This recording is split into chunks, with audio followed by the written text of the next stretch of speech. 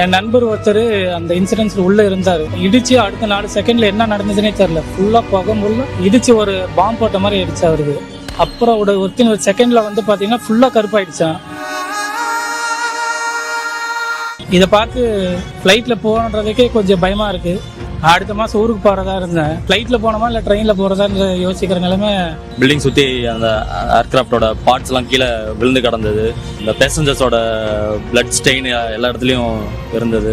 என் நண்பர் ஒருத்தர் அந்த இன்சிடென்ட்ஸ்ல உள்ள இருந்தாரு, சாப்பிட்டுட்டு இருந்தாரு. அவர் வந்து சாப்பிட்டுட்டு இருந்தாரு. அவரு கொஞ்சம் வெளியில இருந்தாரு.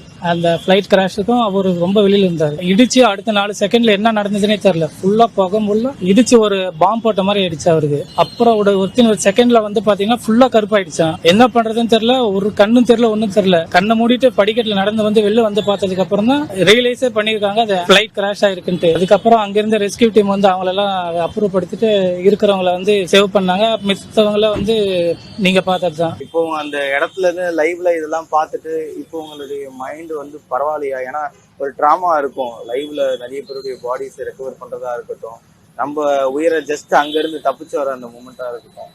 இல்லை சார், அது அடுத்த மாதம் ஊருக்கு போகிறதா இருந்தேன். ஃப்ளைட் பார்த்த உடனே எடுத்து போகணுமான்றது, ஃப்ளைட்டில் போகணுமா இல்லை ட்ரெயினில் போகிறதான்னு யோசிக்கிற நிலைமை ஸ்ட்ரெஸ் இருக்குது உண்மையிலே.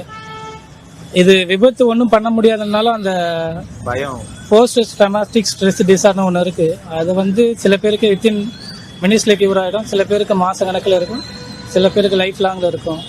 ஸோ சீக்கிரம் ரெக்கவர் ஆகணும்னு நானே வேண்டிக்கிறேன். ஏன்னா இதை பார்த்து ஃப்ளைட்டில் போகணுன்றதுக்கே கொஞ்சம் பயமாக இருக்குது. பட் இருந்தாலும் தவிர்க்க முடியாத சூழ்நிலை போய் தான் ஆகணும். இதுக்கப்புறம் இந்த மாதிரி எந்த விபத்தும் நடக்கக்கூடாதுன்னு நான் வேண்டிக்கிறேன். நீங்கள் அந்த ட்ராமாவில் இருந்து வெளியில் வந்துட்டீங்களா? உங்களுக்கு இப்போ மைண்ட் எப்படி இருக்கு? நேற்று ஈவினிங் வந்து திங்ஸ் மறுபடியும் முக்கியமான திங்ஸ்லாம் ரெக்கவர் பண்ணுறதுக்காக அலோவ் பண்ணாங்க.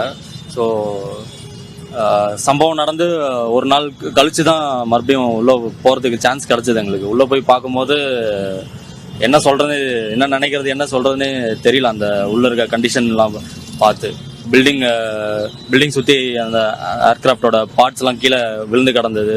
எல்லாமே இந்த பேசஞ்சர்ஸோட பிளட் ஸ்டெயின் எல்லா இடத்துலையும் இருந்தது. அந்த சுற்றி இருந்த வெஹிக்கிள்ஸ், காரு, பைக்கு எல்லாமே சேதமாகி எரிஞ்சு சாம்பல் ஆயிடுச்சு. எல்லாமே ரூம் கண்டிஷன்லாம் பார்த்து ரொம்ப வருத்தமாக தான் இருந்துச்சு. இதே மாதிரி ஃபேமிலிஸோடு இருந்திருப்பாங்க இவங்க, அவங்களோட நிலமெல்லாம் எப்படி இருந்திருக்கும் அந்த கிராஷ் ஆனப்போ, அந்த மாதிரி தான் யோசிச்சு பார்த்தோம். நாம் ஏதோ ஒரு ஒன்றரை வெளியே வந்துட்டோம். பட் வெளியே வர முடியாமல் வீட்டுக்குள்ளே இருந்தவங்களோட நிலமை அதெல்லாம் யோசிச்சே பார்க்க முடியல. எங்களோட பில்டிங்கில் வந்து ஃப்ளைட்டோட பார்ட் கிராஷ் ஆகி 5வது மாடி 4வது மாடியில் இருக்க வீட்டுக்கு உள்ளே போயிட்டு விழுந்திருக்கு. வெளியே செவரு வந்து தொலைச்சி உள்ளே விழுந்திருக்கு. அந்த டைமில் அப்போது வீட்டுக்குள்ளே இருந்தவங்களோட நிலமெல்லாம் யோசிச்சே பார்க்க முடியல. அதுதான் எனக்கு தோணுது. இது வரைக்கும் அப்படி தான் அதுதான் நினச்சிட்டு இருக்கேன்.